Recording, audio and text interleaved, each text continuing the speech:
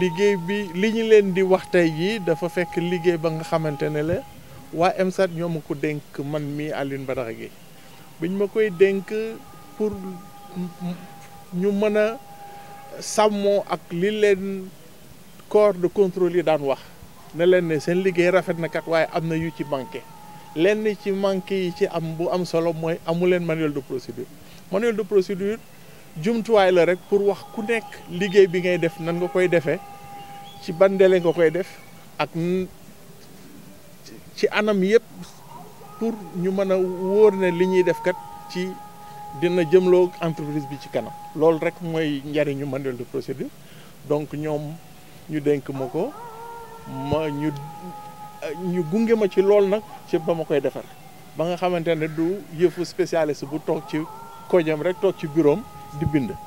dañ leen ci dugal ñoom ñëpp ñu wax niñ ko xalaate ñu jooyanti ni ñuy xalaate ak ni ñuy defee lu ci am erreur ñu jooyante ko pour mën a am li gën en terme de pratique dañuy jéem a seet ci niñ koy defee ci nit ñi gën a xarañ na ñuy defee ñu jéem ko duppi fii pour mu nekk seen njëriñ.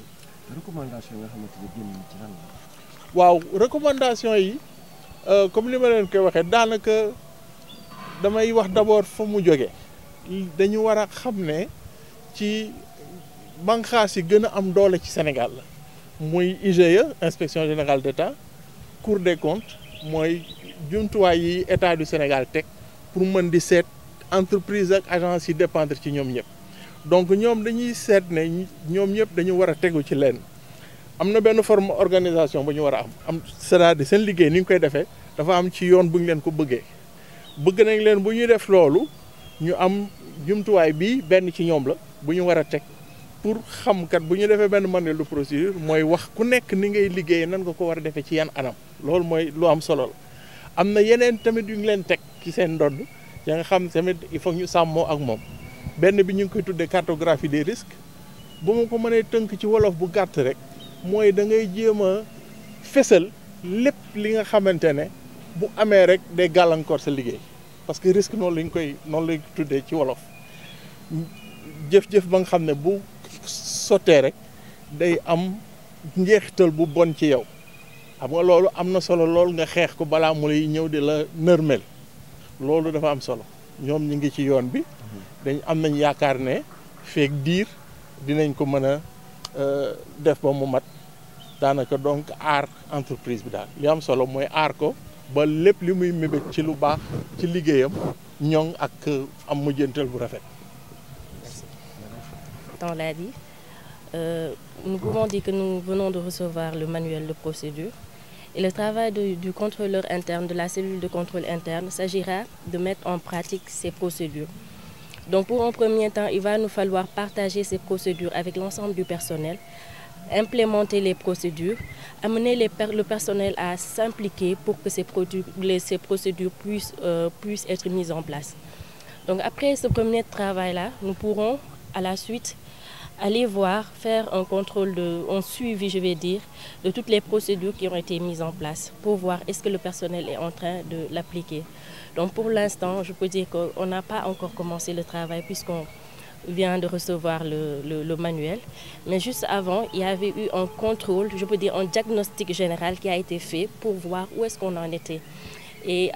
avec ces rapports qu'on a déjà eu à faire, on peut s'appuyer là-dessus pour continuer le travail. Donc le manuel de procédure, vu que c'est fini, c'est la base, en fait c'est l'outil de travail de la cellule de contrôle interne. Et quels sont les points saillants qui ont été décelés? Bon, par rapport aux points saillants qui ont été décelés avec les rapports de diagnostic qu'on a eu à faire, bon, c'était des dysfonctionnements allant dans le sens où le personnel n'avait pas un manuel de procédure. Les procédures n'étaient pas décrites. Donc les gens ne savaient pas forcément comment ils allaient faire le travail. Donc ce qui fait qu'après il y a eu des dysfonctionnements et s'il y a des dysfonctionnements, il y aura forcément des conséquences. Donc puisqu'on a déjà les dysfonctionnements, on a les conséquences et maintenant que le manuel de procédure est en place, nous pouvons aller vers la résolution de tous ces dysfonctionnements. ci wolof tey jii yow yaa assuré lépp loo xam ne jëm ci wàllu surveillance ak fexe ba ñoŋal liggéey bi fii fu ngeen ci toll ak ndaje mi tey est-ce que may na leen lu bëri loo xamante ne mën ngeen joyante. waaw comme manuel bi pare na tey contrôle interne cellule de contrôle interne mën na jublu ci liggéey bi ndax bu ñu amulee manuel de procédure bi du ñu mën a liggéey te comme manuel bi tënk na lépp li nekk procédure fi ñu war a jaar pour mën liggéey bi mën a jaar yoon léegi li ñuy def mooy dugg ci entreprise bi dugg ci atelier yi responsable yi waxtaan ak ñoom wax leen ni léegi liggéey bi nii ak nii lay tëddee ba ku nekk nangu lool bu boobaa après peut-être dinañ ñëwaat xoolaat ndax liñ leen waxoon li nekk ci manuel bi ndax ñi ngi koy def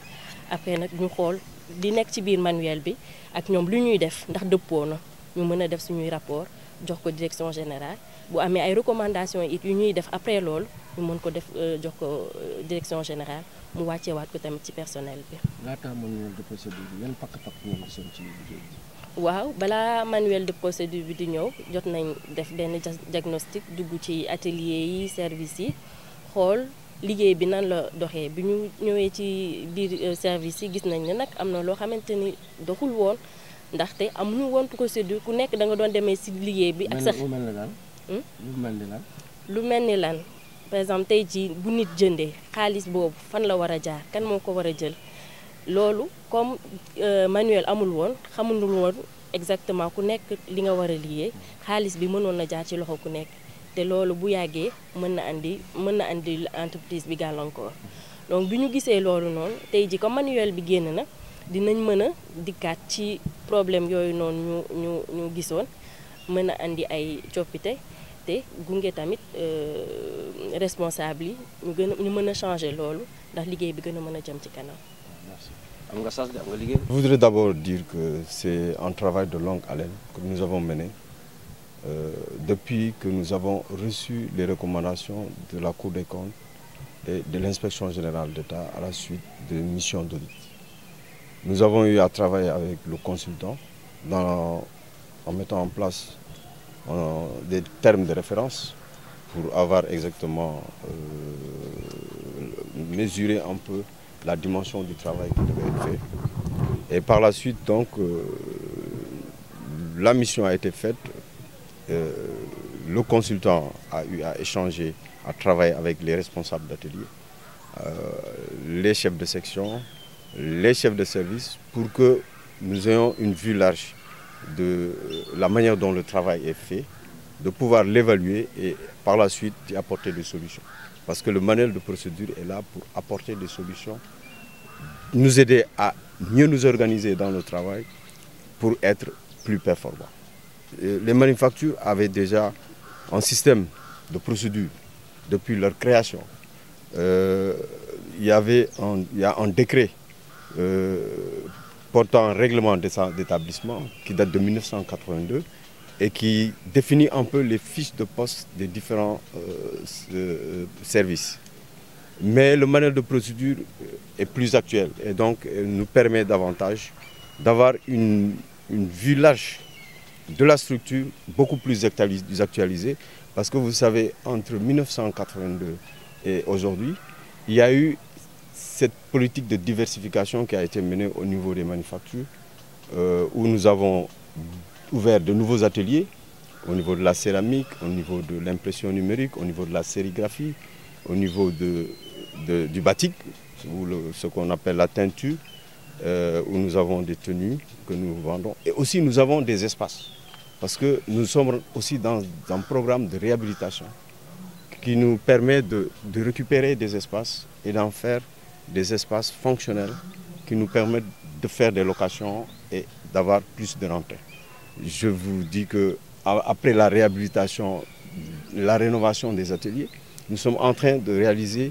un hôtel de 15 chambres qui est à un niveau satisfaisant de réalisation, presque à court terme. Nous sommes en train de réhabiliter le complexe Sunumakan qui va permettre aussi à la ville de Thiès de retrouver cet espace mythique que nous sommes en train de requalifier pour vraiment permettre à la structure non seulement de diversifier ses activités, mais aussi de permettre aux populations de Thiès de mieux s'approprier la structure, c'est-à-dire de la fréquenter, de savoir ce que cette structure représente à travers le monde. Parce que depuis la création des manufactures en 1966, les œuvres qui ont été réalisées ici, notamment les tapisseries, ont une notoriété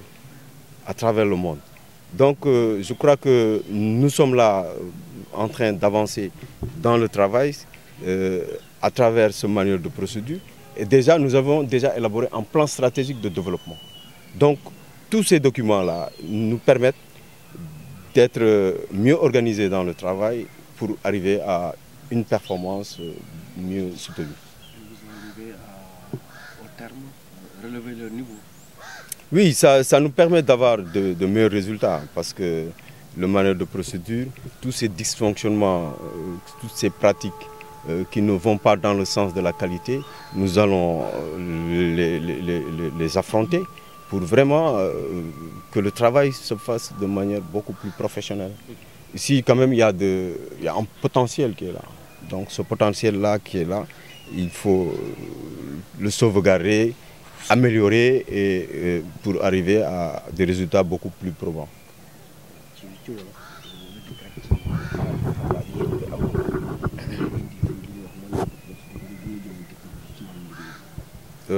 Manuel de procédure bu ñu doon